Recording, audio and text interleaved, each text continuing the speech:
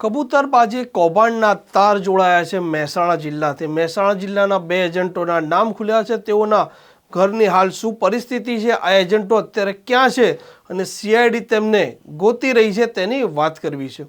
નમસ્કાર, આપ જોઈ રહ્યા છો નવજીવન ન્યૂઝ। હું છું આપની સાથે તોફિક ગાંચી।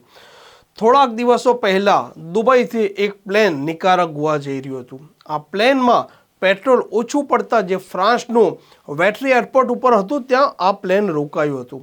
ત્યાંની સ્થાનિક પોલીસને માનવ તસ્કરીની શંકા પડી હતી। ત્યારબાદ ફ્રાન્સની એજન્સી સક્રિય બની હતી અને આ પ્લેનમાં રહેલા જે 300 પેસેન્જરો હતા તેઓની તપાસ કરી હતી।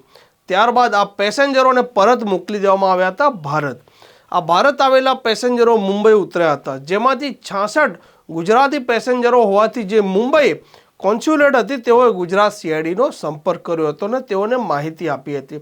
ત્યારબાદ આ મુદ્દો માધ્યમોમાં ચગ્યો હતો અને સીઆઈડી ક્રાઇમે તપાસનો ધમધમાટ ચાલુ કર્યો હતો। સૌપ્રથમ તો સીઆઈડી ક્રાઇમે આ જે પણ ગુજરાતી પેસેન્જરો હતા તેઓના ઘરના એડ્રેસ શોધ્યા હતા, તેઓના પાસપોર્ટની વિગતો મેળવી હતી અને ત્યારબાદ એક પછી એક તેઓના નિવેદનો નોંધ્યા હતા। આ 66 પેસેન્જરોના નિવેદનમાં 14 એજન્ટોના નામ ખુલ્યા છે, જેમાં ગુજરાતમાંથી 7 એજન્ટો હાલ ના નામ આવી ચૂક્યા છે।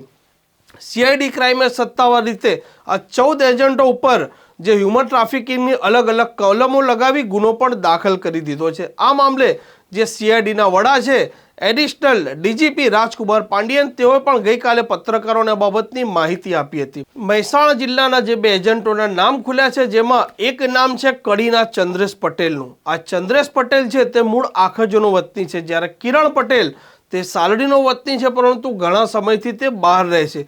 સીઆઈડી ક્રાઇમે આ બંને જે એજન્ટો છે તેઓના પણ નામ આ જે પેસેન્જરો ગેરકાયદે અમેરિકા જવાના હતા તેમાં ખુલ્યા છે અને ગુનો દાખલ થયો છે। આ બંને એજન્ટોના ઘર અત્યારે બંધ છે, તેઓના પરિવાર પણ હાલ ગલ્ફમાં હાજર નથી। સીઆઈડી ક્રાઇમ હજી જે સબ એજન્ટો છે તેઓની તપાસ કરી રહ્યા છે। સાથે આ જે એજન્ટો છે તે 60 થી 80 લાખ રૂપિયા એક પેસેન્જર દીઠ વસૂલ કરતા હતા। તેમાં આ પેસેન્જરો જ્યારે ગેરકાયદે અમેરિકા પહોંચી જતા હતા ત્યારબાદ તેઓને 8 થી 10 લાખ સંપૂર્ણ ખર્ચો કાઢ્યા પછી પણ મળતા હતા। આમ જે કબૂતરબાજી કૌભાંડને લઈને જે સીઆઈડી ક્રાઇમ સક્રિય બની છે તેમાં અલગ અલગ ખુલાસા પણ થઈ રહ્યા છે। ભૂતકાળમાં જ્યારે વાત કરીએ, જ્યારે ડીંગુચાનો એક પરિવાર કેનેડા બોર્ડરથી અમેરિકા જઈ રહ્યો હતો તે સમયે -35 ડિગ્રી ઠંડી હતા, તેમાં તે થીજી ગયો હતો અને 4 વ્યક્તિઓના મૃત્યુ થયા હતા। ત્યારબાદ એસએમસી પણ સક્રિય બની હતી અને બોબી પટેલ અને તેના જે સાગરીતો હતા તેઓને પણ દબોચ્યા હતા। તેની પણ તપાસ એસએમસી કરી રહી છે। તેઓમાં સીઆઈડી ક્રાઇમ પણ કબૂતરબાજી કૌભાંડને લઈને જે સક્રિય બની છે, આવનારા સમયમાં જે સબ એજન્ટો છે તેઓના નામ પણ ખુલી શકે તેમજ અન્ય બીજા આરોપીઓ પણ બની શકે। હવે જોઈએ આ મામલે હજી બીજા કેટલા એજન્ટોના નામ ખુલે છે, શું તપાસમાં ઘટસ્ફોટ થાય છે। આ પ્રકારના સમાચાર જો આપને પસંદ આવતા હોય તો નવજીવન ન્યૂઝની આ ચેનલને સબસ્ક્રાઇબ કરવાનું ભૂલતા નહીં।